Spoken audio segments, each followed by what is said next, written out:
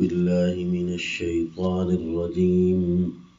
بسم الله الرحمن الرحيم. إنما التوبة على الله للذين يعملون السوء بجهالة ثم يتوبون من قريب فأولئك يتوب الله عليهم وكان الله عليما حكيما. صلی اللہ علی النبی الکریم. سورہ النساء آیت نمبر 17. انما التوبۃ علی اللہ، توبہ قبول کرنا یہ اللہ نے اپنے ذمہ لگا رکھا ہے. الحمدللہ، یہ اللہ تعالیٰ کے فضل و احسانات میں سے ہے کہ اللہ نے قانون بنا دیا ہے کہ توبہ میں قبول کروں گا. جس طرح کوئی بندہ اپنا ذمہ کچھ لے لیتا ہے تو اللہ فرماتے ہیں یہ میرے ذمہ ہو گئی. توبہ قبول کرنا یہ اللہ تعالیٰ اپنے فضل و احسان سے کوئی چیز اپنے ذمہ لیں، ورنہ اللہ تعالیٰ پر تو کوئی چیز نہ ضروری ہے، نہ واجب ہے، نہ اللہ کے کوئی ذمہ ہے. یہ اللہ تعالیٰ نے اپنے تفضل اور احسان سے اپنے ذمے کر دیا. فرمائے انما التوبۃ علی اللہ، یہ توبہ قبول کرنا یہ اللہ کے اوپر ہوا، یعنی میں اللہ اپنے ذمہ لیتا ہوں. کن کے لیے؟ للذین یعملون السوء بجہالہ، جو گناہ کر بیٹھتے ہیں بجہالت، نادانی اور حماقت کی وجہ سے. یہاں جہالت کا لفظی معنی کہ ایک تو ہے نا صحو کہتے ہیں بھول جانا، اور جہالت یعنی اس کا کوئی پتہ نہیں ہوتا.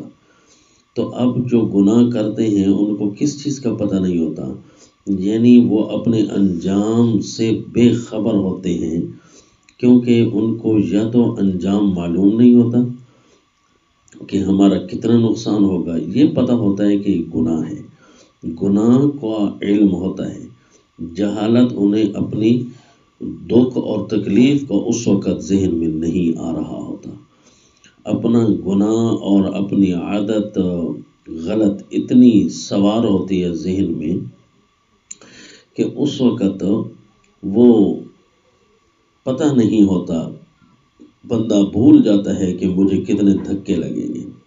تو اس لیے جہالت کا معنی تمام فرماتے ہیں حماقت، کیونکہ مفسر ابن جریر رحمہ اللہ بہت سارے روایات لائے ہیں اور فرماتے ہیں کہ صحابہ اکرام رضوان اللہ تعالی علیہ مجمعین فرماتے تھے کل ذنب اصابہ عبد فہو بجہالہ، کہ رسول اللہ صلی اللہ علیہ وسلم کے صحابہ فرماتے ہیں کہ کوئی بھی بندہ گناہ کر رہا ہوتا ہے تو وہ جہالت ہی ہے.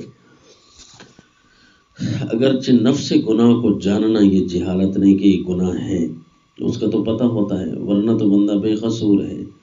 سوء یعنی برائی کو برائی بھی سمجھتا ہے، یعملون السوء، اور پھر بجہالت وہ اپنی حماقت اور نادانی کی وجہ سے کہ میرا حشر بہت برا ہونا ہے. یہ چونکہ منظر سامنے نہیں کھڑا ہوتا لہذا وہ پیچھے نہیں ہٹ بیٹھتے، کر تو دیتے ہیں. اب اتنی برائی کرنے کے بعد ان کے دل نے فوراً انہیں تنبیہ کر دی، بتا دیا بڑا ظلم کیا، بہت برا کیا، لہذا وہ اڑے نہیں رہتے، دلیلیں نہیں کھڑی کرنے لگ جاتے، جوابات نہیں دیتے، اکڑتے نہیں ہیں. جس طرح کہ شیطان ابلیس تھا، اس کو پتہ تھا کہ ایک بات میں غلط کر رہا ہوں اللہ کے دربار میں، لیکن جب اسے تنبیہ کی گئی تو بجائے اس کے کہ وہ توبہ کرتا اکڑ گیا. اس نے کہا پھر اگر تو مجھے اللہ دھتکار رہا ہے تو مجھے مہلت دے، یہ نہیں کہتا اسی گھڑی کہ اے اللہ مجھے معاف کر دے. سیدنا آدم علیہ الصلوۃ والتسلیم سے بھول ہوئی تو اللہ تعالیٰ نے پوچھا الم انہکما عن تلکما الشجرہ، کیا میں نے تمہیں اس درخت کے قریب جانے سے منع نہیں کیا تھا؟ تو سیدنا آدم علیہ الصلوۃ والتسلیم دعا فرماتے ہیں ربنا ظلمنا انفسنا وان لم تغفر لنا وترحمنا لنکونن من الخاسرین، یعنی فوراً توبہ کر لیتے ہیں اور اکڑتے نہیں، کیونکہ اکڑ جانا یہ ابلیس کا کام تھا۔ اور نیک لوگ جو ہوتے ہیں اگر کوئی غلطی کوتاہی ہو بھی جاتی ہے تو فوراً اللہ کی طرف واپس آتے ہیں۔ ثم یتوبون من قریب فاولئک یتوب اللہ علیہم، اللہ فرماتے ہیں ان کی توبہ میرے ذمہ ہے، یہ میں اللہ ان کی توبہ قبول کرتا ہوں۔ وَكَانَ اللَّهُ عَلِيمًا حَكِيمًا، یہ بھی خیال رہے اللہ علیم ہے، جاننے والا ہے کہ کون کس انداز سے توبہ کر رہا ہے، کون اصلی توبہ کر رہا ہے اور کون رسمی توبہ کر رہا ہے۔ حکیمہ، پھر اس کے حکمت کے، وہ صاحب حکمت ہے، حکمت کے تقاضے جس طرح ہوتے ہیں اس انداز سے وہ قبول کر رہا ہوتا ہے، کسی کو کیا دے کر تو کسی کو کچھ انعام دے کر۔ وَلَيْسَتِ التَّوْبَةُ لِلَّذِينَ يَعْمَلُونَ السَّيِّئَاتِ، ان لوگوں کی توبہ قبول نہیں ہے جو برائیاں کرتے رہتے ہیں اور واپس نہیں پلٹتے، اکڑے رہتے ہیں، اپنے گناہ پر ڈٹے رہتے ہیں۔ حتیٰ اذا حضر احدہم الموت، حتیٰ کہ جب اپنا انجام انہیں معلوم ہو جاتا ہے، اپنا حشر و نشر، اب جہالت کا پردہ اٹھ رہا ہے نا، حتیٰ اذا حضر احدہم الموت، موت سامنے کھڑی ہے، اب پتہ کہ انجام یہ ہو رہا ہے، پتہ تو پہلے بھی تھا، اب عین الیقین ہو رہا ہے۔ انی تبت الآن، اس وقت کہہ رہے اللہ میں معافی مانگتا ہوں، توبہ کرتا ہوں۔ یہ تو فرعون بھی اسی طرح کہہ رہا تھا، فرمایا لیست التوبہ، ایسوں کی توبہ نہیں ہے۔ وللذین یموتون وہم کفار، اور ان کی بھی توبہ نہیں ہے جو مر جاتے ہیں اور کفر کی حالت میں۔ اب وہ کفر کے بعد توبہ کریں، موت کے بعد توبہ کریں تو ان کی توبہ تو نہیں ہے۔ اولئک اعتدنا لهم عذابا الیما، ان کے لیے جو ہم نے عذاب تیار کر رکھا ہے وہ درد دینے والا عذاب ہے، الیاذ باللہ۔ اسی طرح فرمایا فلما رأوا بأسنا قالوا آمنا باللہ وحدہ وکفرنا بما كنا به مشرکین فلم یک ینفعهم ایمانهم لما رأوا بأسنا۔ اللہ تعالیٰ فرماتے ہیں کہ یہ مشرکین بھی اس وقت توبہ کرتے تھے، جب ہمارا عذاب دیکھ لیتے تو کہتے اب آمنا باللہ وحدہ، اب ہم اللہ پر ایمان لے آئے۔ فرمایا اب نفع نہیں ہو رہا، فلم یک ینفعهم ایمانهم لما رأوا بأسنا، سورۃ غافر میں ہے۔ پھر ان کو ان کا ایمان نفع نہیں دے گیا۔ اور اسی طرح سورہ الانعام آیت نمبر 158 میں بھی ہے، یوم یأتی بعض آیات ربک لا ینفع نفسا ایمانها لم تکن آمنت من قبل او کسبت فی ایمانها خیرا، اگر ایمان پہلے نہ تھا اور یا اپنے ایمان میں کوئی نیکیاں حاصل نہیں کر لی تھی تو پھر جس دن تیرے رب کی نشانیاں آ گئی نا تو اس دن کسی کو پھر فائدہ نہیں ہوگا اس کی توبہ اور ایمان کا۔ تو اس لیے جب توبہ مومن ہے تو فوراً کرتا ہے، جو کافر ہے تو وہ موت کے وقت اسے توبہ یاد آ رہی ہوتی ہے۔ فرمایا ایسوں کی توبہ قابل قبول نہیں۔ حدیث پاک میں مسند احمد میں روایت ہے، رسول اللہ صلی اللہ علیہ وسلم نے فرمایا ان اللہ یقبل توبۃ عبدہ او یغفر لعبدہ ما لم یقع الحجاب، اللہ تعالیٰ اپنے بندے کی توبہ قبول کرتا ہے یا اسے گناہ معاف کر دیتا ہے جب تک کہ پردہ نہ ڈال دے۔ تو پوچھا گیا ما فقو الحجاب، لیکن رسول یہ حجاب کا پڑھنا کیا ہوتا ہے، پردہ کیا ہوتا ہے؟ فرمایا ان تخرج النفس وہی مشرکہ، کہ روح اس حال میں نکل جائے کہ بندہ مشرک ہو، تو اس وقت بس پردہ پڑ گیا۔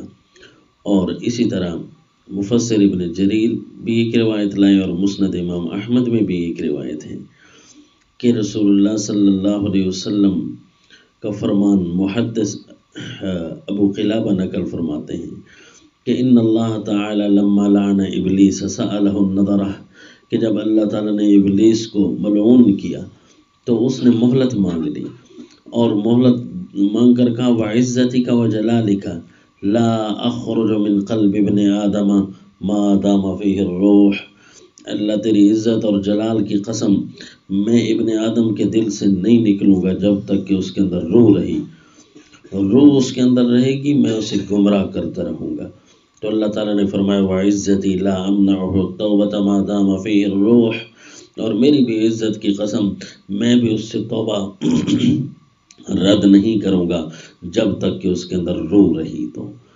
اور اسی طرح مسند احمد کے الفاظ یوں ہیں، ابلیس نے کہا وعزتک لا ازال اغویہم لا ازال اغویہم ما دامت ارواحہم فی اجسادہم۔ ابلیس کہنے لگا اللہ تیری عزت کی قسم میں انہیں گمراہ کرتا رہوں گا، یعنی اتنا بدبخت ہے کہ اللہ کی عزت بھی سامنے ہے، اس کی بھی قسمیں کھا رہا ہے، لیکن اللہ تعالیٰ کے سامنے ٹکر بھی لے رہا ہے۔ کتنی بڑی بدبختی ہے اس کے لیے، الیاذ باللہ، کہ تیری عزت کی قسم میں تیرے بندوں کو ضرور گمراہ کروں گا جب تک کہ روحیں ان کے جسموں میں رہیں گی۔ تو اللہ تعالیٰ نے بھی فرمایا وعزتی وجلالی، میری عزت اور جلال کی قسم لا ازال اغفر لہم مستغفرونی، میں بھی تو انہیں معاف کرتا رہوں گا جب تک کہ وہ مجھ سے معافیاں مانگتے رہیں گے۔ تو ابلیس کے کیے کرائے پر سارا کا سارا گویا پانی پھرتا رہا۔ تو یہ جو توبہ ہے یہ توبہ اللہ تعالیٰ نے قرآن میں امر فرمایا اور یہ واجب ہے، یعنی توبہ کرنا یہ فرائض اسلام میں سے، بندہ توبہ کرے۔ کس طرح قرآن میں یا ایھا الذین آمنوا توبوا الی اللہ توبۃ نصوحا، اے لوگو توبہ کرو جس طرح کی خالص توبہ ہوتی ہے، اسی طرح توبہ کرنا تمہارے ذمہ ہے۔ تو یہ اللہ تعالیٰ نے امر فرمایا ہے، اور امر جو ہوتا ہے یہ واجب ہوتا ہے، لہذا ہر وقت توبہ تو کرنی ہی ہے۔ حتیٰ کہ رسول اللہ صلی اللہ علیہ وسلم ایک محفل میں بیٹھے بیٹھے 100 بار سے بھی زیادہ صحابہ اکرام فرماتے ہیں کہ استغفار کرتے تھے، کیونکہ اللہ کے نبی کو تو پتہ تھا۔ اب یہ استغفار، توبہ، معافی، اس کے اندر فرق کیا ہے؟ استغفار کہتے ہیں کہ چھپانا، بخشش طلب کرنا، چھپانے کو طلب کرنا، اے اللہ میرے گناہ ہیں انہیں چھپا دے۔ اب ان کا اثر دنیا کے دوسرے اعمال پر بھی ظاہر نہ ہو اور آخرت میں بھی یہ ظاہر نہ ہو، یہ چھپا دے۔ اور ایک ہوتا ہے معافی، واعف عنا، جس طرح ہے واغفر لنا ورحمنا واعف عنا واغفر لنا، اے اللہ ہمیں معاف کر۔ معاف کرتے کہتے ہیں مٹانے کو، کہ اتنا معاف کر، اتنا استغفار کیا کہ اے اللہ دوسروں کے سامنے بھی پوشیدہ ہو جائے اور میرے سامنے بھی نہ آئے اس گناہ کا تذکرہ تک، اے اللہ اسے مٹا ڈال، اس کا اثر چھوٹا بھی ظاہر نہ ہو اور اس کا اثر بڑا بھی ظاہر نہ ہو۔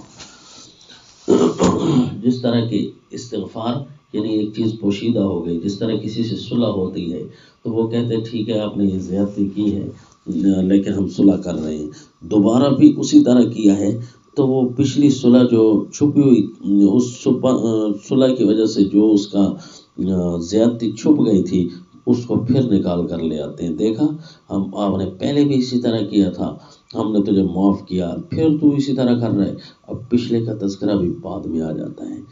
تو یہ ہے کہ غفران تو ہے لیکن اس میں ہی کہ اگر وہ مٹ جائے، پتہ ہی نہ ہو کہ اس نے پہلے ہمارے ساتھ کچھ کیا تھا کہ نہیں کیا تھا، تو اسی لیے اللہ تعالیٰ سے عفو طلب کی کہ اللہ اتنا معاف کر کے اللہ مٹا ڈال۔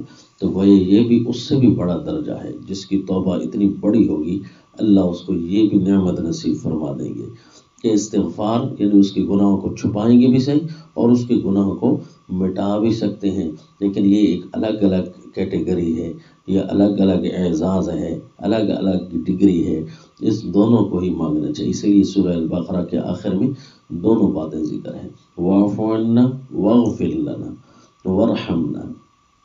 اور اسی طرح ایک توبہ ہے، استغفار اور معافی کا فرق یہ، اور توبہ کہتے ہیں رجوع کرنے کو، یعنی بندہ اللہ کی طرف پلٹ بھی آئے، توبہ کرنے کا حکم ہے، یعنی اب پلٹ بھی آؤ، کسی اور طرف جا رہے ہو تو فوراً پلٹ آؤ۔ اس پلٹ آنے کا نام توبہ ہے۔ یہ توبہ نہیں ہے کہ بندہ کہے کہ میں معافی مانگتا ہوں پھر گناہ اسی طرح ہی اس کے ساتھ برقرار ہے، تو یہ توبہ نہیں کر رہا، یہ معافی مانگ رہا ہے، استغفار مانگ رہا ہے۔ اللہ فرماتے ہیں میں نے تو توبہ اپنے ذمہ لگائی تھی، انما التوبۃ علی اللہ، میں اس کی توبہ قبول کر لیتا ہوں اور پھر میں بھی اس کی طرف توجہ اپنی رحمت کی کر دیتا ہوں، فاولئک یتوب اللہ علیہم، جو بندہ اللہ کی طرف واپس پلٹ آتا ہے اور پوری کی پوری توجہ یہی کرتا ہے، تو اس لیے توبہ اور استغفار میں فرق سامنے نہ ہونے کی وجہ سے بندہ توبہ نہیں کرتا، استغفار رہا ہوتا ہے اور سمجھ رہا ہوتا ہے میں توبہ کر رہا ہوں۔ استغفار کے لیے ضروری ہے کہ توبہ ہونی چاہیے، رجوع اللہ ہو کہ اللہ کی طرف میں آ گیا، میں گناہوں کی زندگی سے ہٹ گیا۔ غلط ٹرین پر بندہ سوار ہو جائے تو وہ جتنے جلدی پہلے اسٹیشن پر اتر آئے تو یہ اچھا ہے، نہیں تو جتنا دور ہوتا جائے گا اتنا کرایہ بڑھتا جائے گا۔ اسی لیے توبہ تو فوراً ہی کرے، کیونکہ دنیا کی غلط گاڑی پر یہ سوار ہو چکا ہے، وہاں سے اتر کر اللہ کے دین کی طرف آئے۔ اب اس کے لیے معافی یا استغفار بنتا ہے۔ اب یہ توبہ کے بعد اللہ سے معافی مانگے، اللہ سے استغفار کرے، کہ گناہوں سے غفران طلب کرے یا عفو طلب کرے۔